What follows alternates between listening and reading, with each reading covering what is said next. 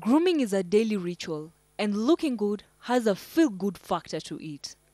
With this in mind, seasoned beauty specialists like Susan WOKABI have taken it upon themselves to satisfy the human quest to look and feel beautiful. My particular target market is that growing middle class. That's my main target market.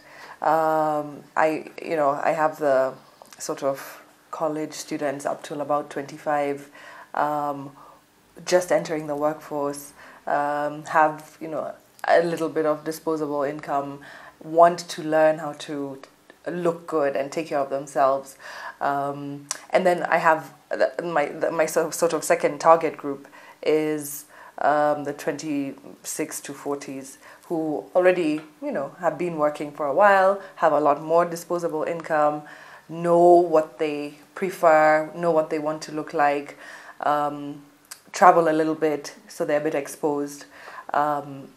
Yet they're willing to support a Kenyan brand because it's good quality that you can actually find in the country.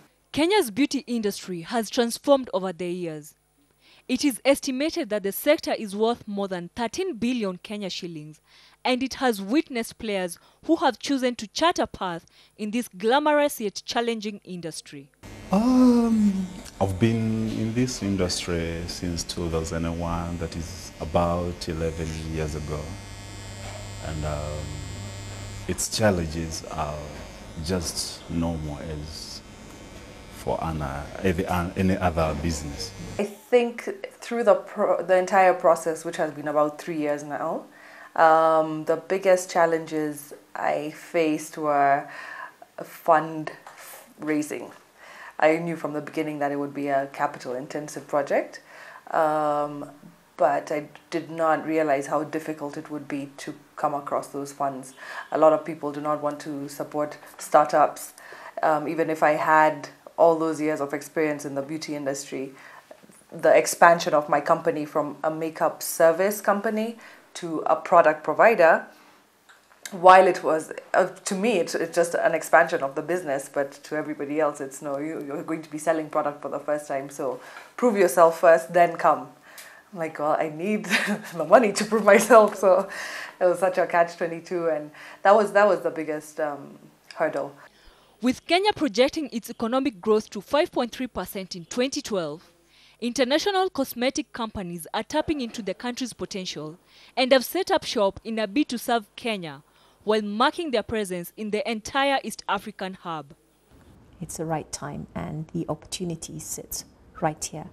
The other big plus is because we're the world's biggest beauty company, and one of the biggest things we look at is health and beauty, one of the most developed health and beauty markets is actually in East Africa, within the African continent. So again, just all these fundamentals spoke to really we're missing a big opportunity as L'Oreal not being here. On the other hand, the lack of internal capacity to support this lucrative industry needs urgent attention. I realized very quickly into starting this project that it would be very difficult for me to manufacture locally.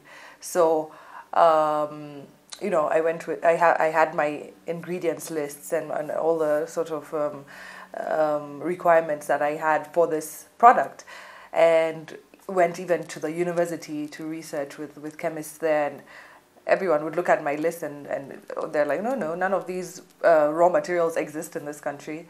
None of the machinery that you will require exists. So I'd have to import everything.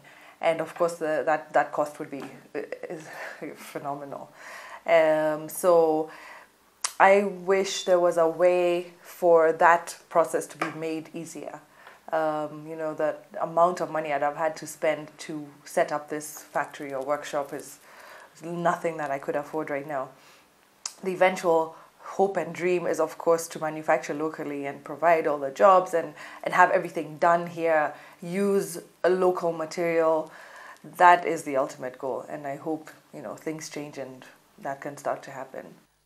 Going forward, industry specialists believe that the future is brighter, and penetrating the regional market does not seem like a far-fetched dream.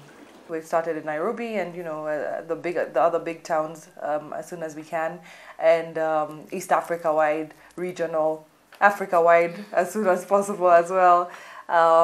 And, you know, we have prospects all over. We have prospects in Europe, we have prospects in the US. We get requests all the time. So it's just sort of knowing what path we're going to take and to expand the brand and do so smartly.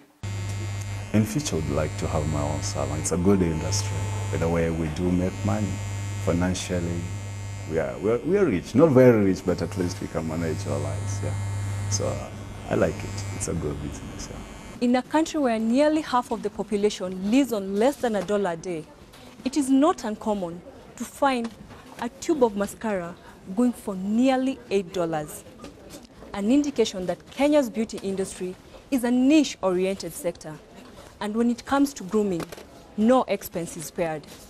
Reporting for ITHAU Kenya.